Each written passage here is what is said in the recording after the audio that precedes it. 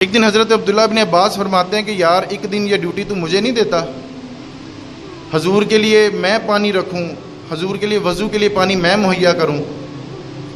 تو حضرت بلال حبشی نے کہا جی آپ خدمت کریں۔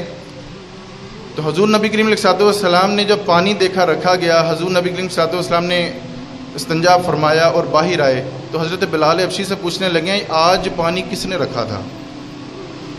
تو حضرت بلال حبشی فرمانے لگیں کہ یہ اس نوجوان نے رکھا ہے، یہ حضرت عبداللہ ابن عباس ہیں، عمر ہے ساری 14 سال 15 سال۔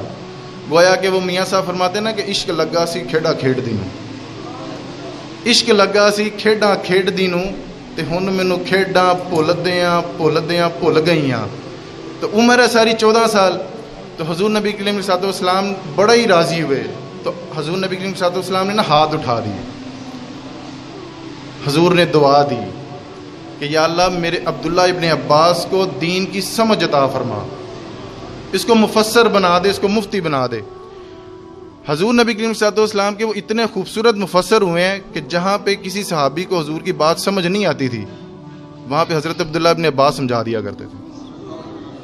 حضرت عبداللہ ابن عباس کا یہ شان، صرف بات یہ ہے کہ انہوں نے کہیں سے تفسیر سیکھی نہیں، علم حدیث سیکھا نہیں، صرف غلامی کی۔ یہ ہے دین چکھنا، دین چکھنا۔ ہم نمازیں تو پڑھتے ہیں لیکن کبھی ہم نے وہ کیف وہ لطف نہیں لیا کہ سونا ساڈے دکھ وچ راضی، تو وہ بھی تو کیفیت بنے نا ہماری۔ ہم سجدے میں سر رکھیں تو کہیں سے تو آواز آئے نا تو فکر نہ کر رب تیرے ساتھ ہے، کبھی تو ہمیں یہ صدا یہ کیفیات۔ حضرت انس بن مالک رضی اللہ تعالیٰ عنہ، آپ اتنے خوبصورت صحابی ہوئے ہیں، آپ بچے ہیں اور ساری زندگی آپ نے حضور کی خدمت میں گزار دی۔ آپ کی اماں لے کر آئیں حضرت انس بن مالک کو کہ حضور آپ اس کو رکھ لیں، یہ جب تک رہے گا یہ آپ کی خدمت کرے گا۔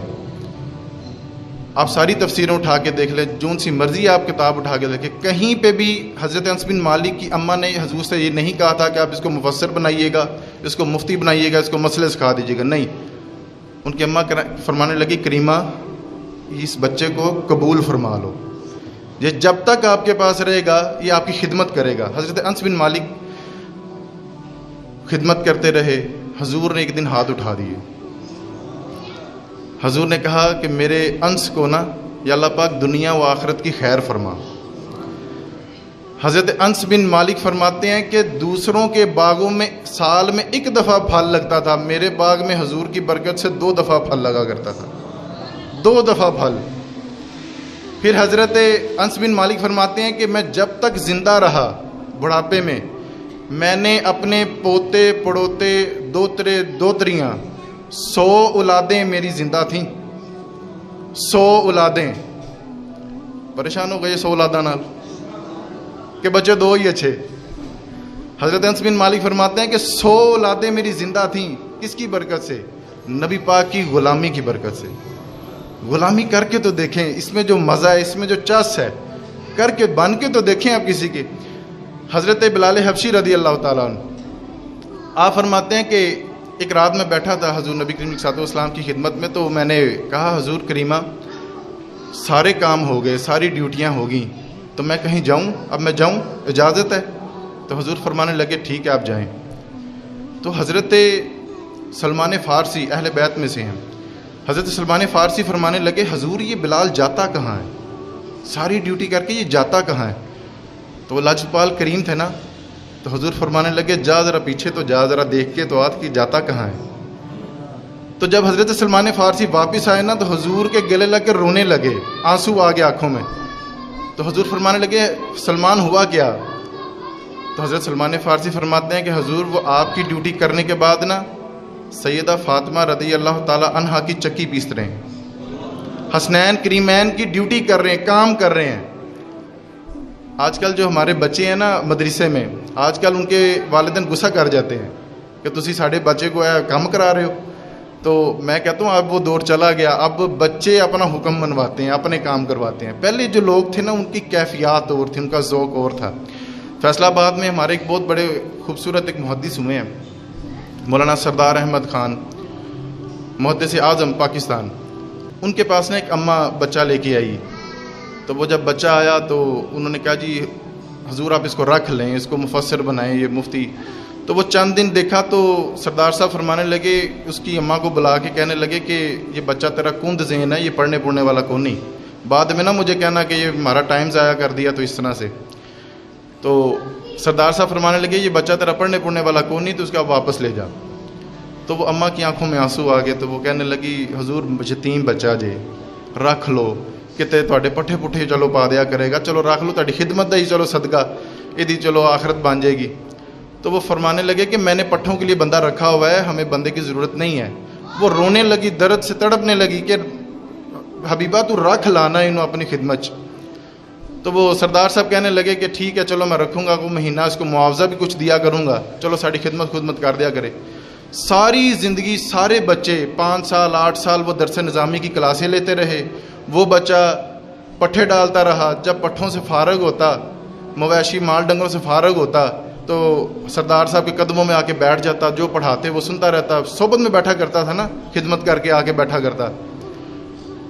تو ایک دن وہ آیا کہ جب سارے بچوں کا درس نظامی ہو گیا، دستار فضیلت کا جلسہ تھا اس دن، وہ بچہ بھی وہیں بیٹھا تھا. جڑے مال ڈنگر والے بچے ہوندے نے نا، وہ کپڑے بھی کدی کدی بدلتے ہیں. وہ بھی کسی کونے خدرے میں بیٹھا ہوا تھا، دستار فضیلت کا جلسہ ہوا، سب بچوں نے جنہوں نے دستار فضیلت تھی انہوں نے جبہ پہنا ہوا تھا، دستاریں ان کی بندنی تھی. تو سردار صاحب فرمانے لگے کہ جو سب سے پہلا جو نام اناؤنس ہوا، جو نقیب محفل نے الاؤڈ اسپیکر پر جو نام لیا، وہ اسی بچے کا نام لیا جس نے پٹھے ڈالے تھے. اس بات کو معمولی سمجھتے ہیں کہ کوئی بندہ خدمت کرے کسی کی تو وہ خالی رہ جائے، کوئی معمولی بات ہے یہ. اور پھر اعزاز کی بات یہ ہے کہ سردار صاحب نے فرمایا کہ جو باقی بچوں کی دستار فضیلت تھی وہ بازار سے آئی تھیں، اس بچے نے جس نے خدمت کی تھی سردار صاحب نے اپنی دستار اتار کے اس کے سر پر رکھی. یہ کوئی معمولی بات ہے. اور پھر ان کے استاد مکرم فرماتے ہیں سارے بچے جس مسئلے چ اڑ جاندے سن نا، وہ بچہ کتاباں بھی نہیں سی کھولتا، وہ حوالہ ہی ایسا دے چھڑدا سی کہ مسئلہ سارا ہی حل ہو جاندہ سی. ایسی وہ علمی شخصیت بن گیا. وہ صحبت میں بیٹھنے کا اثر، مسئلے مسائل سننے کا اثر، یہ علماء کی جو مجلس ہے، اس کی جو خدمت ہے، اس میں بیٹھنے کا جو اثر ہے، بڑے بڑے درویش ایسی طرح ہی درویش بنے ہیں خدمت کر کے. حضرت بلال حبشی رضی اللہ، بار بار نا حضرت بلال حبشی کا ذکر کرنے کو دل کر رہا ہے. حضرت بلال حبشی کی بات یاد آ گئی. آپ کسی سپہ سالار نہیں ہوئے، نہ آپ کو جنگجو تھے، صرف آپ حضور کے جو ذاتی کام تھے نا، جو ذاتی کام تھے، جو حضور کسی سے نہیں کہتے تھے، وہ حضرت بلال حبشی سے کہا کرتے تھے. لیکن اعزاز کی بات یہ ہے کہ جب وہ مسجد نبوی شریف میں آتے تھے نا، تو حضرت عمر جیسے لوگ اٹھ کے ان کی تعظیم میں کھڑے ہوا جایا کرتے تھے اور فرمایا کرتے تھے کہ بلال تو نے نبی پاک کی خدمت کی ہے، خدمت تو یار ہمارا سردار ہے، تو ہمارا سردار ہے، تو نے تو مارے بھی کھائیں اس دین کے لیے. تو یہ خدمت کا نتیجہ یہ